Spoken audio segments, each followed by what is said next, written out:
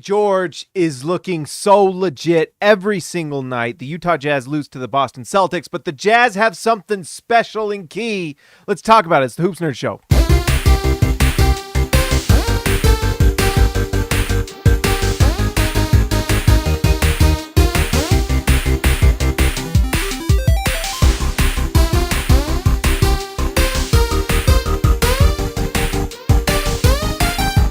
All right, guys, before we get into it, let's just give a shout out to our sponsor, Prize Picks. You go to prizepicks.com, use promo code HoopsNerd.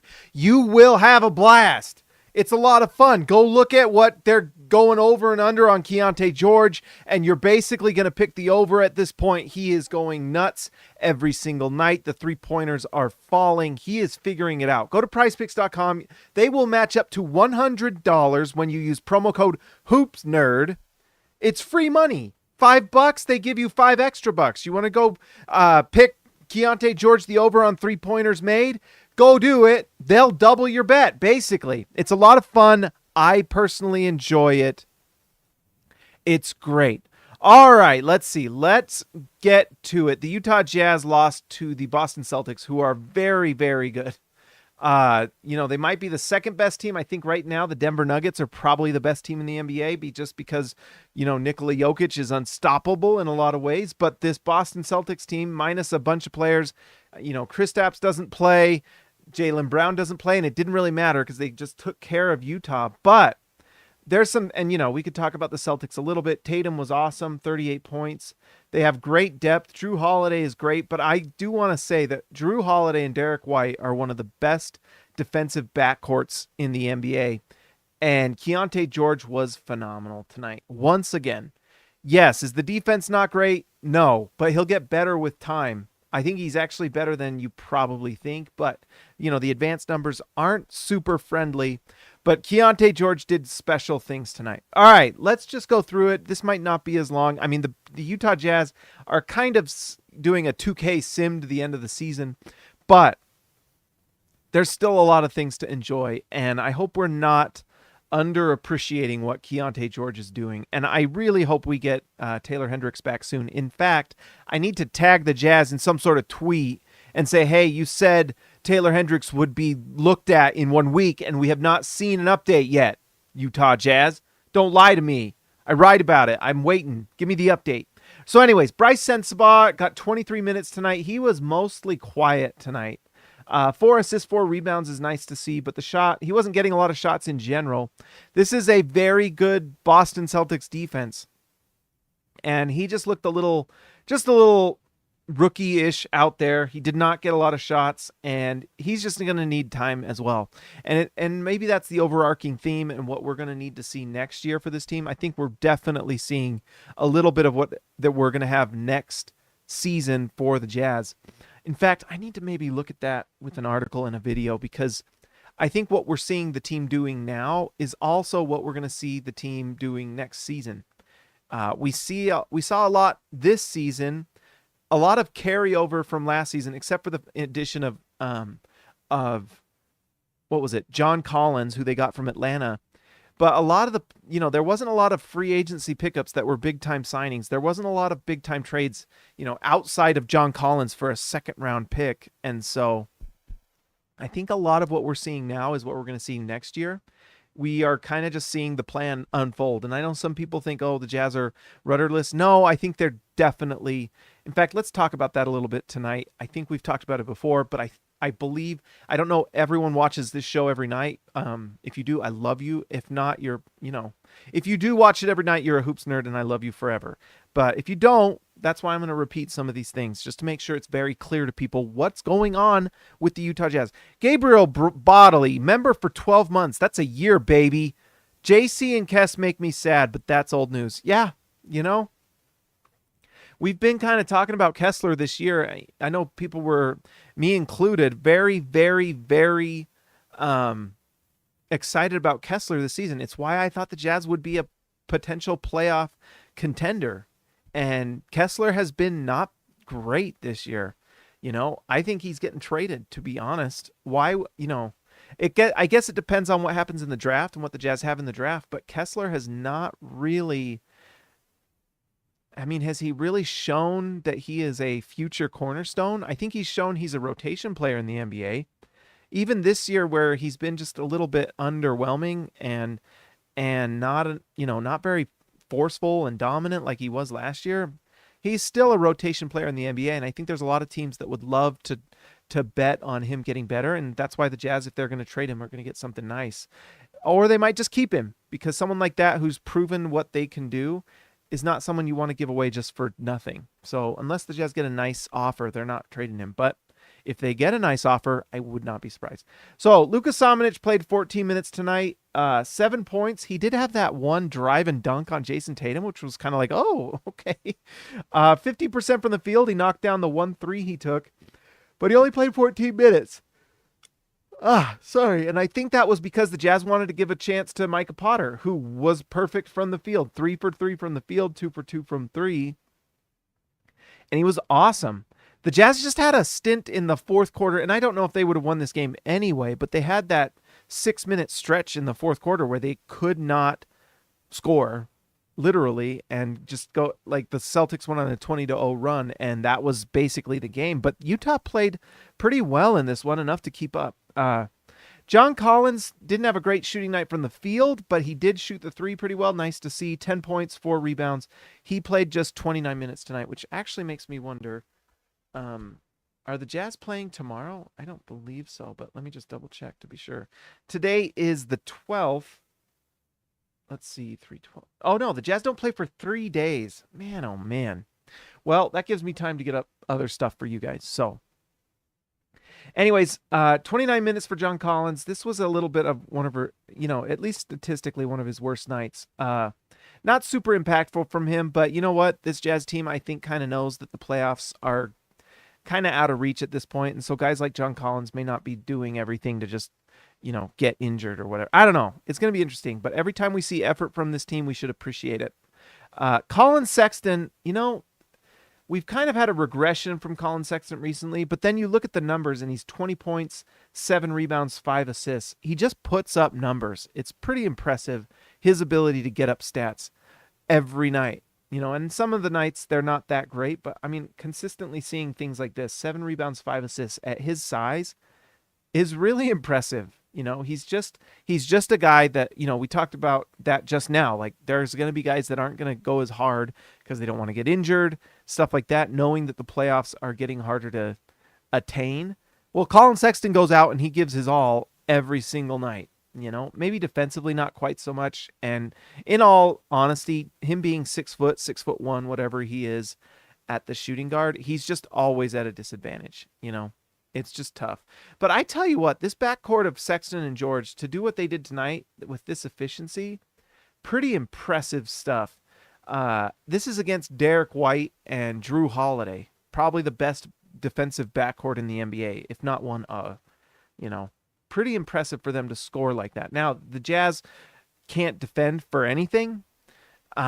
It's really tough. Like, they don't keep guys from getting their shots. They don't really contest very well. It's just not a very physical team. And the Jazz, one thing they're going to have to really get in the draft and just they're going to have to improve on is just basic general physicality. This team just needs to learn to be more physical defensively. They're just very not. It's very much a finesse team right now, and they need some physicality. And I don't know when that's going to happen. I mean, you've got physicality from Chris Dunn, but even like Walker Kessler, is he someone that you think is just like a physical player, someone that just kind of forces his will on people out there? You just don't see it. You really don't. It's just not a very physical team. And there's a lot of like athletic deficiency on this team as well. Just size, talent, athleticism. There's just got to be upgrades all over the floor. I do think that Taylor Hendricks brings some of that, and that's one thing the Jazz miss. I cannot wait for him to come back and get these Luka Samanic minutes because he just needs them, and he needs them all next season too. The Jazz need those guys to get their minutes. Keyonte George is already showing what he's got, and next season is going to be a lot of learning in terms of just defense. Can he become a plus defender? I think actually, I know talking with some of the guys on the SLC Dunk team, they look at the 3-point defense numbers, not great. Keontae's really not measuring out to be a high-level defender, although I think some of that is not necessarily his fault. And I think, honestly, at some point, we should probably just give him a little bit of leeway because he's a rookie. But it'll be nice to see that kind of improve and if he can kind of show out next season defensively. All right, you know what's weird? Last show, I talked about how I was going to talk about Keyonte George the whole show, and then I ended up not even talking about him. So, let's talk about Keyonte George. I put out a stat tonight. I had the wrong thing on Twitter, and I posted it. You know what? I had a bad Twitter night tonight because I messed up a couple times. But one thing I was not wrong about is how good Keyonte George is. I hope people... And I know the hoops nerds here watching this, you guys are the best of the best, the cream of the crop. You are the ones that will appreciate this. But one thing that the casual fans, and yes, they're casual, the ones that only like the Jazz if they're winning, they only watch the Jazz if they're winning, blah, blah, blah, they're missing out on some pretty special stuff right now. I mean, for him to put up this 26 points on this type of shooting, he had an even better game against the Denver Nuggets last game. He is doing special things. Now, against the Denver Nuggets, I did not post this, but it was crazy. Keyonte was like 5 for 8 from 3 against the Denver Nuggets. Outside of Keyonte George last game, they were 16% from 3, everyone else. That was last game. Tonight, Keyonte George, once again, 5 for 10 from 3. He is a major part. I mean, Keyonte George accounted for 1/3 of all their three-point makes tonight. Look at that. The next highest level was either John Collins, Chris Dunn, or Micah Potter making 2 threes. The stuff that Keyonte George is doing right now is special. He is a special offensive player. Now, if someone wants to mention the defense, sure. He's got to improve, but I'm telling you right now, he is special offensively. And he has a chance to get better defensively. I don't know if he's going to ever be an elite defender, because one thing that's been nice that has helped him has been him losing all that weight so he gets his quickness back. Basically, what he needs to build at this point is strength. Not weight, but strength. And that just comes with time. He's still just a kid. He's like 20 years old. And let's just look at the raw numbers now. So 12.5 points per game, 4.4 assists, 2.8 assists or rebounds per game.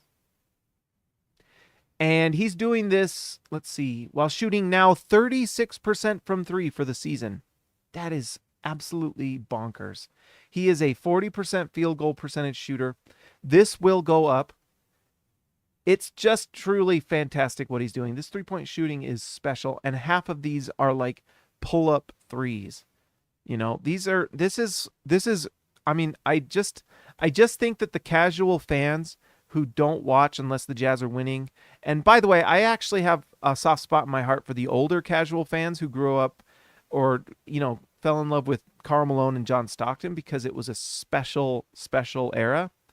But the ones who are, kind of younger that never got to see Karl Malone every night, I don't know if they realize how good this is, Like, honestly, the late 20s, early 30-year-old Jazz fan who's probably too young to have watched Karl Malone but grew up watching, Deron Williams, maybe that was their guy. This is special stuff. This is Deron Williams type numbers. It's bonkers. In fact, this is better than what Deron Williams was doing, to be honest. It's pretty crazy stuff. And so they're losing these games, but it's kind of this diamond in the rough idea where you have just a lot of kind of junk happening around him, but he is absolutely shining. It's incredible. And he really can do everything offensively. What can't he do offensively right now? I mean, he can improve in terms of his polish and decision making. And there's like little things here and there you see that he can just improve on. That's just kind of comes with experience. Lots of veteran type moves and stuff like that. But man, what he's doing right now as a rookie, as the baseline, is special stuff. Do not underappreciate Keyonte George. Don't underappreciate this. This is special stuff. And for all of us that are watching these games and watching the Jazz just get smoked, you know what? It's pretty fun for me because you're seeing the future. I mean, literally every single other player on this team outside of like Taylor Hendricks, and one could argue Lauri Markkanen. In fact, we probably need to talk about that. But he's absolutely untouchable. Untouchable. In fact, I just think that this Jazz team is going to build through the draft, and they already have one of their core championship contender pieces. And guess what? I'm like Stilgar now. I am. Lisan Al-Gaib. Lisan Al-Gaib. As the Bene Gesserits have foretold, the Lisan Al-Gaib will come.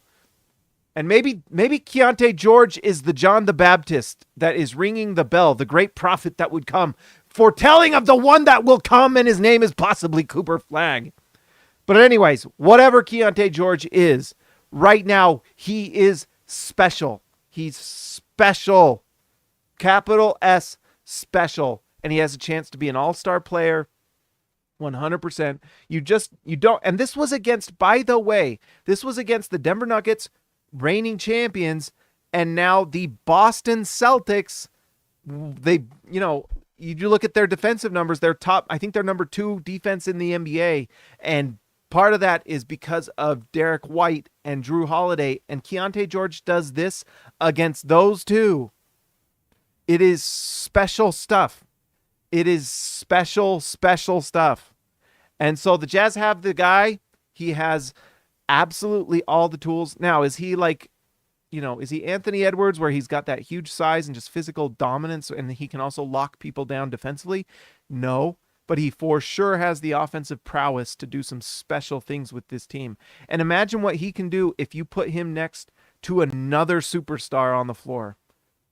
Give Keyonte George 2 seasons, maybe 3, and watch him cook. Watch him cook, as the kids say. Right? Let's let this pot simmer.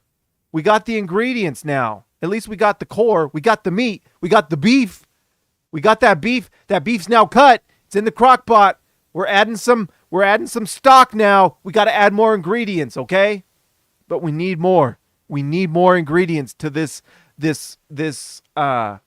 beautiful stew we're cooking. And Keyonte George is one of the main ingredients of that beautiful stew. Okay? It's going to taste delicious. It's already delicious for those who have an eye for good meat. Let's see. Robert Hall, member for 37 months. The OG, the oldest of the members, the longest standing All-Star, Robert, Hall of Fame. The Holy War has begun. It's true. Lisan Al-Gaib. Stand back and let the prophecy be fulfilled every single night. And for the Jazz fans who are watching it now, they will appreciate it more when the war goes to the Harkonnen. When we build our armies in the south of Dune. And we build up and we get our draft picks. We bring them in. Taylor Hendricks, Keyonte George, Bryce Sensabaugh. We're going to draft someone in this top 10. Let's hope it's Cody Williams or someone like that, and get another guy and another guy and another guy. And we're going to build up this army in the South while they get fat on all their referees doing everything for him. The NBA giving them all their social media attention, while the Utah Jazz will sit in the southern parts of Dune behind the wall of dust, protecting us from them. And then pretty soon the Jazz will come out and they will show them what we have. But it takes time to build an army behind the Lisan Al-Gaib. It takes time. You have to trade the right pieces, okay? In fact, let's discuss it. I don't have much else to say. Chris Dunn, solid. Walker Kessler, honestly, 8 rebounds is nice, but man, this guy, I just want to see some toughness from Kessler, and I just don't see it. Jordan Clarkson actually had a pretty good night shooting the ball. And then Talen Horton-Tucker. Why is Talen Horton-Tucker not playing? Why is he playing over Jason Preston? I want to see Jason Preston. I don't get it. I actually do not get it at all. Jason Preston needs to play over Talen Horton-Tucker. Diego, I don't understand anything, but I love it. And go see Dune, baby. Go read the book, by the way. absolutely such a good book. And honestly, the book on tape, I loved it. There's some people that didn't. And I think it's one of the best performed book on tapes because in the most important scenes, they actually have specific characters played out by specific voices, which helps you, at least helped me follow along a little better.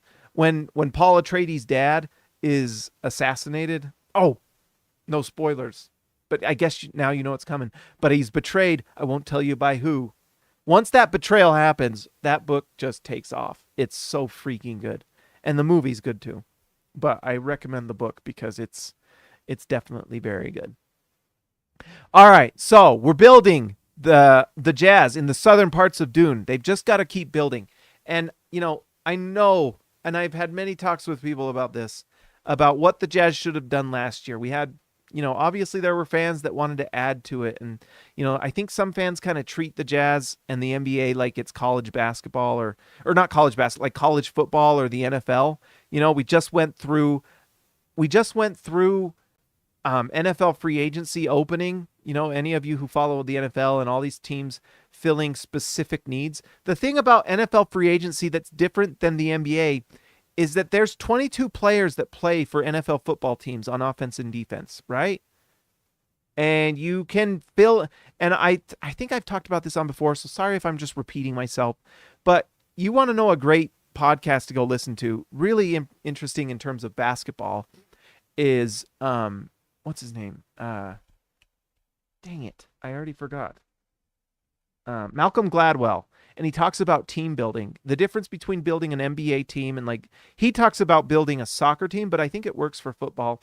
It's a little different for football because you do need a good quarterback. So quarterback matters. You do have to find that guy. But outside of quarterback, you're really filling holes and you just do it every year. And then you just hope that your coaching is good enough and you stay healthy and you can win the championship. The NBA is different. There's only 5 players on the field. And one of the things that was interesting about that Malcolm Gladwell podcast talking about team building is that they looked at soccer teams and the team that got the superstar. They actually talked about Messi and how these teams in Europe, if you go out and spend all the majority of your money on one star, like a Lionel Messi, yes, it's really fun. And yes, he helps out a lot, but those teams did not win more. And you actually found that the percentage of wins came from teams that really improved the weakest link on their team. Like if it's much more effective for a soccer team or maybe even a football team to go out and of those 22 players to go improve on the 6 worst players, right? Go out there and improve on your 6 positions, fill them with free agency, and then you're actually a much better team. You're actually filling a lot of the gaps and you need depth. In basketball, there's 5 players on the court. That's it. And so you need that one player. It's do you have a good thumb or do you have a short little thumb? You need a good thumb on your team to hold the bar. And if you don't, you're going to not end up being the championship team, And so why didn't the Jazz tank harder last year? Why didn't they trade everyone and just detonate the team? Well, I think it's important to go back and look at transactions by a team like the Portland Trailblazers, who made bad trade after bad trade after bad trade. And yes, they tanked better than the Jazz, or at least more effectively, but that's partly because they made bad trades for years, which led to them losing Damian Lillard, which led to them never getting to the championship. Each trade and each draft they made mistakes, big time mistakes. For example, they take Zach Collins over Bam Adebayo. It was right there. And I think they actually traded up for Zach Collins. Didn't they trade up for Zach Collins? In fact, I'm going to look this up. We're live. I don't care.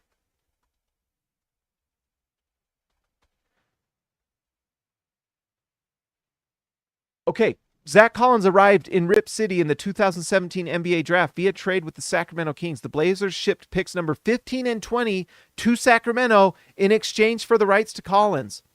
So they traded 2 of their picks in that draft for a worse player than Bam Adebayo. Okay? Bad moves. And there are a ton of those. If you go look back at the moves that the Portland Trail Blazers have made, it's really bad. Really bad. Like the Evan Turner trade and things like that. They're really bad. Really bad. And so, yes, it would have been nice to get Wembanyama, but he was only going to go to one of 15 teams, right? That's a fact. And everyone who said they should have just traded everyone to get there, well, yes, I wanted to do that too. The receipts are there. I wanted that. But at the same time, what I appreciate about what Danny Ainge and the Utah Jazz are doing, and by the way, I was actually wrong. Justin Zanuck, and they had it was like 2 weeks before, so I think Dennis Lindsay was part of it. But Justin Zanuck and Ryan Smith were over the Jazz when they made the trade to send Derek Favors to the Oklahoma City Thunder and gave them a first. So that's on Justin Zanuck just as much as anybody. So we got to give a little credit to Dennis Lindsay. He made the terrible picks, but Justin Zanuck made that trade too. And Ryan Smith thumbs up it, right? And it doesn't mean that Dennis Lindsay and them weren't working on it before they got rid of him. But Justin Zanuck made that trade. So guess what? If I'm going to give credit to Danny Ainge, I'm going to give credit to Danny Ainge. Stop telling me to say Justin Zanuck unless I want to. And I like Justin Zanuck. I think he does a good job. But that was a big time mistake. And one of the reasons I appreciate what Danny Ainge has done, and maybe that trade actually influenced Ryan Smith to bring him in. Shout out to Ryan Smith to learn from mistakes. Justin Zanuck as well. It was a big one. But anyways, and by the way, they were trying to fix the mistake that had already been made by Dennis Lindsay. So a mistake compounded by another mistake. And so those mistakes, you can't afford to make them as a small market team. You just can't. I was talking to Harrison Fagan. He oversees the Lakers. And we were talking the other day, just, the Lakers can make mistakes. It's not fair. But it's just how it is. The Lakers get to make mistakes. The Miami Heat get to make mistakes. And then they'll still end up getting a baloney trade. By the way, speaking of the Miami Heat, don't piss me off, but you know how stupid the Portland Trailblazers are for taking on Hassan Whiteside to allow Miami to get freaking Jimmy Butler. For Hassan Whiteside, they make that trade so that makes it possible for them to do it. The stupid idiot Portland Trailblazers. I have no sympathy for them. I have zero sympathy for them. Zero. Nor should you. They made their bed. They should sleep in it. And every single time you see them complain or whatever, let them know that they're the ones who decided to wait to trade Damian Lillard. They're the ones who still won't trade someone like Anthony Simons. Now there's no value. And you're still bad. So what did you get? For all the people talking about how the Jazz could add more players or didn't get enough for all these trades. Well, guess what? They've done pretty darn well since Danny Ainge came in. Pretty darn well.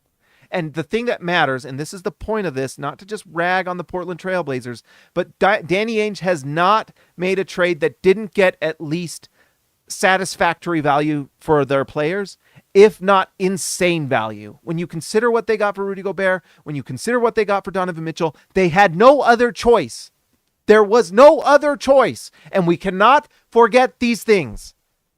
There was no more cap space with that team, and they were not playing well. Donovan Mitchell gave up in the playoffs. He requested a trade twice that season. They made it happen, okay? That was behind closed doors, but that happened. That was real. They had to make the moves. And the fact that probably everyone and their dog knew about it in the NBA anyway, because they all work with the same agents. They all know everything. He still gets the value that he did, which brought over Lauri Markkanen, brought over Colin Sexton, 3 picks, 2 swaps from Cleveland. Oh, by the way, Rudy Gobert, who everyone said can't play basketball, goes to the Minnesota Timberwolves. Danny Ainge takes advantage of bad ownership. Once again, like he did against Brooklyn, he does it with Minnesota. What is it? 4 first-round picks? 2 pick swaps or 3? I can't remember. 3 first-round picks? It was 3 future first-round picks. They got Walker Kessler and multiple pick swaps, including 2026, which, may not actually happen. But the picks are happening. And guess what? The player we're talking about tonight, the one we are enjoying, the Lisan Al-Gaib, came from the Minnesota trade. Okay? So what Danny Ainge is doing is getting value on every single trade. And if you're doing that, it takes patience. It takes time. But you cannot skip steps. And that means you cannot trade a player for less than what they're worth for a 14% shot, if you could even get there. I was thinking about this the other day. Sorry, this is going along. It's what we do. But the Jazz did, and it's more Stilgar stuff. It's more Stilgar, Lisan Al-Gaib. He's Lisan Al-Gaib. It's more of it because I was thinking about this today. By the way, I might have broke my toe last night. And as my toe hurt and I was sitting there lying in my bed, my body shaking in shock. I walked up the stairs and my freaking toe, my light's so bright right there. I was like a stupid idiot. This is what happens when you get older, but stupid injuries happen to you. It's really annoying. But I walked up and my toe curled underneath it as I stepped on the steps. And for whatever reason, I could not move my foot and all my weight went down and the front digit bent all the way. It hurt so bad. My toe is purple like the Jazz uniforms today. It hurts so bad. Anyways, it takes time to do this. And I apologize to people that are frustrated that the Jazz aren't better. But this ain't college football where you just get new players and you just hope that your recruiting class is better than everyone else. This ain't the NFL where you just fill gaps. Once you have your quarterback, then it's just fill your gaps, like the Kansas City Chiefs, they got their quarterback. Or the Buffalo Bills, they got their guy. Or like my Green Bay Packers, who we have our guy now. And now you just fill in gaps. It's not like that. You have to get your star. You just have to. And you have to have two of them. You really do. There's no Jazz in the finals if they don't have Malone and they don't have Stockton. There's no Bulls in the finals if they don't have Michael Jordan and Scottie Pippen. There's no Denver Nuggets winning the championship if they don't have Jokic with Jamal Murray, right? The Nuggets don't even get close without Jamal Murray. You have to have them both. It's just the way it is. So anyways, the thing is the Jazz and Danny Ainge refuses to not get value, and he's gotten value every single time. And we haven't even seen the beginning of all these fruits. We've seen some of the fruits of that labor with Keyonte George already. We would not have Keyonte George on this team without that trade. And we got Lauri Markkanen with it. But now there is really a question now of what the Jazz do going forward. And you do have to ask yourself, can you lose enough games next year with Lauri Markkanen? Or can you keep Lauri Markkanen and can you keep Lauri Markkanen and lose enough games to get that superstar to play with Keyonte George? Or do you need to move him to make sure that happens? That's the question. I think that is definitely something the Jazz will talk about. Whether they do it or not is another question. But one thing that's interesting, and I'm writing about it on SLC Dunk, is they made all these trades. They traded all these veterans. They still got more veterans back. Oh, I forgot. I got myself all mixed up. The first move Danny Ainge did, the one that doesn't get talked about enough, is he signs Will Hardy. It's just a sign that the Jazz are building through the draft. You have to get a really good coach if you're going to build through the draft. You have to. You have to have a great coach that can get these players to play and play hard and buy in and do it. Yes, the Jazz defense is not good, but offensively they do some special stuff. And players like Keyonte George are shining in their rookie year. This team plays the right way every night. They do. They play the right way. Are they great defenders? No. But I don't know if there's any plus defenders. I mean, you look at this starting unit. Look at this. Bryce Sensabaugh, Somnich, John Collins, Colin Sexton, Keyonte George. How many of these guys would you consider a plus defender? And they were in this game. They were in this game until the fourth quarter. It's pretty impressive stuff. So Danny Ainge signs or picks up Will Hardy, who the Celtics asked the Jazz for him back, by the way. And the Jazz were like, no, sorry. That was the first step. And they're building through the draft. They've already started. The question is, with Lauri Markkanen, can you win? Can you lose enough with him? And so when you get someone like Cooper Flagg or Ace Bailey or Malawach, I keep wanting to call him Muarach. It's Malawach. If you get someone like that and you can keep Lauri Markkanen, maybe. Malawach would fit so perfect with Hendricks. I'm like a fan. I tell you what. Go watch the Malawach tape. It's freaking Malawach next year. Malawach 2024, 2025, whatever. Anyways, I think they might trade him. I really do. I think there is a world where they're like, you know what? I don't know if he fits the long-term timeline. He can go and win with someone else, and the Jazz can continue to build through the draft and continue to build and add players, although they might be able to lose enough with him. But the thing that's interesting is that year the year after they trade Donovan Mitchell and Rudy Gobert, They ended with the 9th seed, and they did a lot of what they've done this year. They traded veterans. They traded the best they could. They got the best value they could at the trade deadline. And then they ended up with the 9th seed after tanking the last 20 or so games. The same thing's happening this year. They started off with what they have, a lot of players that they kept from last season that they weren't able to either trade or had value. They trade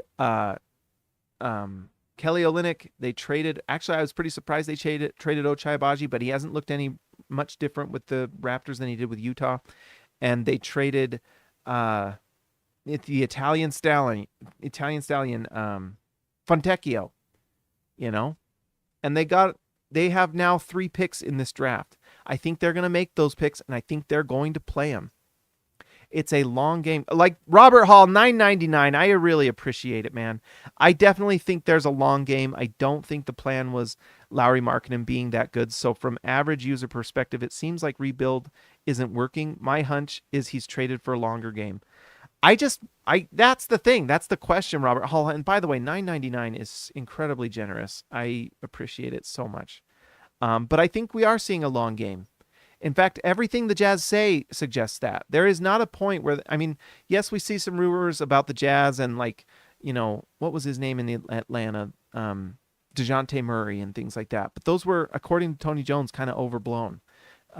They do check in on some of these players. Like they checked in on Miles Bridges. Thank goodness they didn't bring him on because I don't like women beaters on the Jazz. In fact, that's one thing we should also appreciate is these are all really good guys. They're all great guys, high character, great locker room guys. We don't have to watch someone who's a wife beater on the Jazz, which I appreciate. Now, knock on wood, who knows if that happens in the future, but thank goodness for now. But anyways, I think it's a long game. And the question with Lauri Markkanen, and this is what I'm writing about, is basically the same thing has happened the last 2 years. Utah has traded veterans for picks and has tried to tank the end of the season. And both seasons, Will Hardy has made this team better and punch above their weight each season. The beginning of last year was when it happened. A third of the way into the season, the Jazz had that crazy run. And now they're in the 9th spot again. Literally the exact same spot as last year, the number 9. And so you have to ask yourself, what the Jazz have going out there right now, this group of players, is bad enough. Because look at this. If you just look at these last records, look at this. Washington's 2 for 8. Charlotte's 2 for 8. Utah is 2 for 8. That's a bottom 3 record in the last 10 with what they're doing. You can go get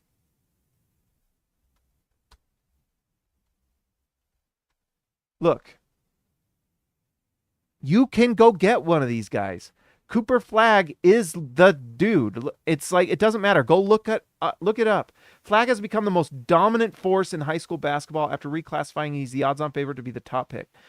Ace Bailey, number 2. They don't even have Malawach on here yet. He is like Joel Embiid level rise. It's crazy. So this draft was already incredible. By the way, get your tickets to watch Duke versus Rutgers because Malawach from Africa, who got just discovered, honestly, recently. He's 17-year-old. It's crazy. It's crazy. Go watch Rutgers Duke next year. That is going to be an absolute must-watch game. Holy smokes. Because Dylan Harper, son of Ron Harper on the Bulls that broke our hearts, awesome player, 6'5". BJ Edgecombe, I need to watch more of him, but look, an elite talent at the shooting guard position with all the physical tools and intangibles to be great. Hugo Gonzalez, from what I've been reading, there's Malawach at 7. I tell you what, he has a chance to be number 1. But Hugo Gonzalez apparently is a lockdown wing from Spain, and he's an absolute sniper. There are guys in this draft that are crazy. And so if you combine them with Taylor Hendricks and Keyonte George and allow them to grow after this draft, then maybe you go. But only if you go into this draft and you feel like you got your superstar. But it might take more time. And speaking of the long game, Robert, it really does kind of come down to that pick in 2026. It's top 8 protected. And I think the fact that the Jazz did not kind of go for it this year to win more games is a sign that they're probably going to just be bad the next 2 seasons. They are going to let Keyonte George cook. He's going to be in the Rising Stars next year. He's going to be, pushing incredible numbers next year, but they're going to put young players around him. And here's the thing, it's not a bad thing. It's not bad. It's fun to watch, but it leads to losses. And why is that? Because young players make mistakes. Sensabaugh is going to have a lot of turnovers. You're going to see Taylor Hendricks have turnovers. Whoever they draft, in this mock, let's say who's the mock? What are they getting? Like, let's say they get Rob Dillingham. I doubt they draft a point guard. But let's say they get lucky and they get Salon, who I think they should pick, because you just don't get a chance at 6'9" guys like that on the wing. Gonna have turnovers. Gonna have to grow. We've talked about this before. These French prospects are insane. 18 years old. You know what? Go get that guy. Then go make 2 more picks. Whoever Ajinka is, go draft him. 6'8", I'm in. I have no idea. But you know what? Go get some of these guys. Dylan Jones. Oh, he's from Weber State. Yeah, do it. Let them play, lose a lot of games, let them develop, find out one of those 3 is a stud, and you keep him, and then you go get your superstar in this draft. By the way, the Jazz get 3 picks in this draft. All of us get all your voodoo dolls out. Everyone get your voodoo dolls out so bad things happen to the Cavs and the Wolves. Oh, man. Drake Powell go look at Drake Powell tape. This is what's crazy about this draft. This guy looks incredible. He's huge. One of the most explosive players in his class, a true high flyer and great open court athlete with ball skills as well. Go watch the tape. I can't believe he's going 11. He would be like the number 1 pick in this year's draft. And he's going like 11 in this one. It's crazy. Jalil Bethia, absolute incredible scorer. Just an absolute going to score the ball like crazy. Insane. Obviously, some of these guys can't work out, but man, what a draft. And so I think the Jazz are going to be bad. They're going to get I need to watch Edgecombe. I need to go watch some film, because if he's going 4 and he's like above there and they have him above Malawach and stuff like that, holy smokes. Must be good. 6'6" was a pretty good number for Michael Jordan, right? In the height range. So anyways, long term, you know what? It's tough though. In terms of the present day, I know it's like, for me, it's like hopeful thinking about what the future might look like. But yet, you know what? Danny Ainge has traded every veteran for good value. He really has. And it's the stuff that allows you, it's kind of something that allows you to make mistakes, because Portland can't make mistakes and they make them all the time, including, and I was wrong. I was completely wrong. You know what? Charlotte made the right pick. Brandon Miller looks awesome. I was wrong. Scoot Henderson isn't even as good as Keyonte George. The Jazz got a better player than Scoot Henderson, and I thought Scoot was going to be an absolute just force. And it hasn't really translated. Doesn't mean he can't get there. Doesn't mean he can't. I still like him. But man, there's some things, it's especially like the inside scoring, that needs to be better with him. I thought he would be kind of Chris Pauley with like that free throw line jumper he can just pull up into. And it doesn't mean he can't. But man, it's a little tough. And it could be that they've just not made good decisions and not built a team correctly and have not a very good coach. That's why when people have things and thoughts to say about Will Hardy, I'm just like, well, what? Keyonte George is destroying it. Taylor Hendricks has looked really great. These players are being set up to succeed. Bryce Sensabaugh has had moments this season where he looks really nice. So the Jazz have the right coach. They already have nice core pieces. Keyonte George especially, and honestly, Taylor Hendricks, who knows? Who knows what he can become? He's such a like a high ceiling type of guy, and he keeps kind of showing flashes of extra things he can do. So who knows? But he can't do it if he doesn't get time on the floor, and he already missed out on a bunch this year. I do think the Jazz wanted to win to convey the pick in this season so that 2026 they didn't have to worry about anything, but now they do. And I think basically the Jazz said, you know what, this is direction. That's why I think, Kessler is possible, although I don't know if they trade him. We'll see. Everyone's on the board except the rookies. Everyone. And it's going to be interesting. So Lauri Markkanen, are you really willing to miss out on something like this for Lauri Markkanen when you may be able to get an additional 3 or 4 picks? and ensure that you also get a guy in 2026. In fact, could you imagine if the Jazz got Cam Boozer in 2026?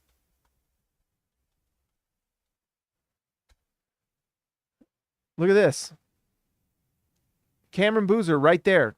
6'9", truly special prospect, and one of the top prospects. I thought he was number 1 overall. I don't even know who AJ DeBansa is. 6'7" wing. DeBansa will now be in a battle with Cam Boozer for the top spot in 2026. He's an elite shooting wing who looks like a future superstar at the NBA level. I just think the Jazz have to get that guy. And let's end with this. And I think I talked about this before, but how many here grew up watching Karl Malone?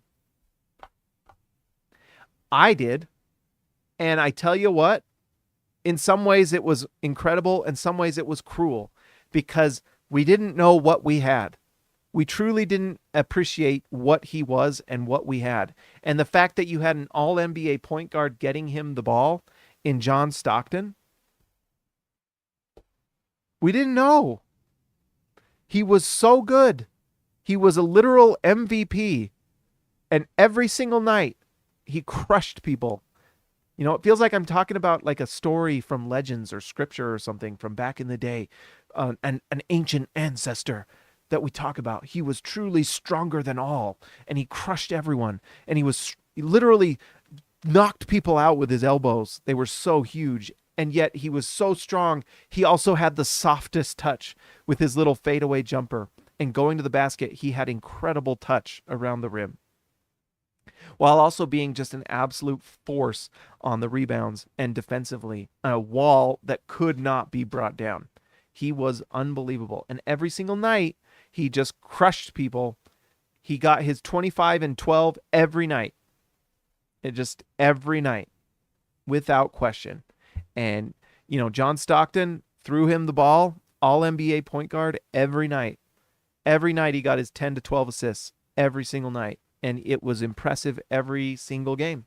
And when Stockton was on the floor, everything felt right in the Jazz ecosystem of basketball because he always put everyone in their right spot. The Jazz had their predator, their alpha predator, top of the food chain guy in Karl Malone who just ate everyone for lunch. And it was beautiful and amazing. And I want Jazz fans to have that again. I want Jazz fans, and myself included, to have that. Because I would like to go to the finals again. It's the most incredible, stressful experience you'll ever feel because you just don't know. But you know what? They need to get there, and I think they can, but they've got to go, and they've got to get some of these guys. They just have to. You have to. And as nice as Lauri Markkanen is, he wasn't even an all-star this year.